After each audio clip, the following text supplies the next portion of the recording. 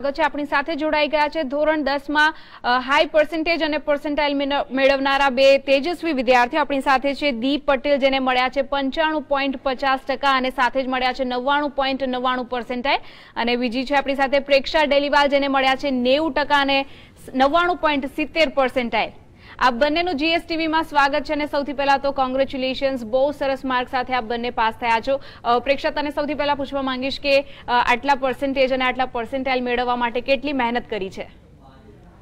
પહેલા તો regular planning હોવું જરૂરી છે અને જે પણ વાંચીએ એમાં સમજવું જરૂરી છે। કેટલું વાંચે છે એ વધારે મેટર નથી કરતું, પણ સમજીને કેટલું વાંચો છો દેટ મેટર્સ મોર। જી બિલકુલ। દીપ, તમારી વાત કરીએ તો આટલા પર્સન્ટેજ અને આટલા પર્સન્ટેજ લાવવાનું કામ બિલકુલ આસાન નથી હોતું। ઘણા વિદ્યાર્થીઓ નાસીપાસ થઈ જતા હોય છે, તે કઈ રીતે મહેનત કરી છે આના માટે? સવારે સ્કૂલના ટાઈમે સ્ટડી કરવી જોઈએ। મારો સ્કૂલનો ટાઈમ 7 to 12 સ્કૂલનો ટાઈમ હતો અને બપોરે 3 કલાકનું ટ્યુશન હતું। આપણે એવું જરૂરી હોતું નથી કે સ્કૂલમાં નહીં ભણી અને ટ્યુશનમાં ભણીશું। આપણે જ્યાં ભણવા મળે ત્યાં સ્ટડી કરવી જોઈએ। આપણે જ્યારે પણ સ્ટડી કરીએ ત્યારે આપણું મન કોન્સન્ટ્રેશન રાખીને સ્ટડી કરવી જોઈએ। જી બિલકુલ। પ્રેક્ષા, તને પૂછવા માંગીશ કે આટલું સરસ રિઝલ્ટ આવ્યું છે એટલે ઘરમાં ખુશીનો માહોલ હશે, આજે કઈ રીતે સેલિબ્રેટ કરવાના છો ઘરે? એવું કંઈ ખાસ નથી સેલિબ્રેશનનું, પણ મારા ફેમિલી સાથે હું સેલિબ્રેટ કરીશ। જી બિલકુલ। દીપ, ઘણી વખત પેરેન્ટ્સ એવું કહેતા હોય છે કે તું આટલા ટકા લઈ આવીશ તો તને આ વસ્તુ અપાવીશ, કે તું આટલા ટકા લઈ આવીશ તો તને ત્યાં ફરવા લઈ જઈશ। તમારા માતા પિતા તમને આવી કોઈ ઓફર આપી હતી ખરી? હા। શું આપી હતી? મને મારા ફાધરે ઓફર આપી હતી કે તું 10thમાં 95% લાવીશ તો હું તું કહીશ એ લઈ આપીશ।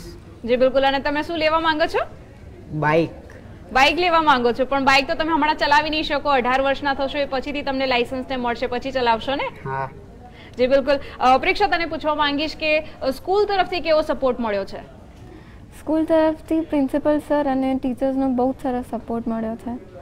જી બિલકુલ। દીપ, તમે ટ્યુશન કરતા હતા તો ટ્યુશનમાં વધારે મહેનત કરવામાં આવતી હતી કે પછી સ્કૂલના શિક્ષકો પણ એટલી જ તમને મહેનત કરાવતા હતા? જેટલા ટ્યુશનના સર મને સાથ આપતા હતા એટલા જ સ્કૂલના સર પણ સાથ આપતા હતા। જી બિલકુલ। દીપ, આગળ જઈને શું બનવા માંગો છો, શું ગોલ છે? આગળ જઈને કોમ્પ્યુટર એન્જિનિયર। કોમ્પ્યુટર જ શા માટે? એકચ્યુઅલી મારી સિસ્ટર મેડિકલમાં છે એટલે હું ડૉક્ટર ઓછું બનવાનું પસંદ કરું છું, એટલે હું કોમ્પ્યુટર એન્જિનિયરિંગ બનવાનું પસંદ કરું છું। જી બિલકુલ। પ્રેક્ષા, તમારા પછી આગળની એક બેચ આવશે જે પણ બિલકુલ 10મા ધોરણની આ બોર્ડની એક્ઝામ આપશે, એ લોકો પણ આટલું સારું માર્ક લાવી શકે એના માટે તમે શું મેસેજ આપશો?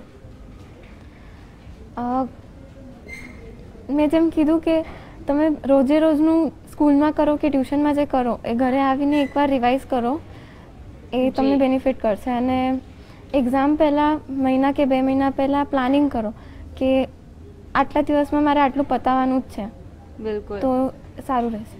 જી બિલકુલ। દીપ, તમે શું કહેશો કે ભણવાની સાથે અમુક ટાઈમે રિલેક્સ થવાની પણ જરૂર હોય છે, એ કઈ રીતે કરી શકે છે વિદ્યાર્થીઓ?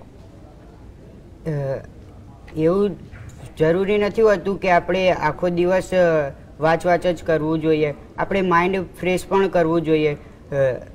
હું દિવસમાં 6-7 કલાક સ્ટડી કરતો હતો અને 2-3 કલાક માઇન્ડ ફ્રેશ કરતો હતો ફ્રેન્ડો સાથે। જી બિલકુલ। દીપ અને પ્રેક્ષા, તમને બંનેને આટલા સરસ પર્સન્ટેજ અને પર્સન્ટાઇલ માટે અમારા તરફથી અને જીએસટીવીની ટીમ તરફથી અભિનંદન અને good luck for your future. Thank you. Thank you.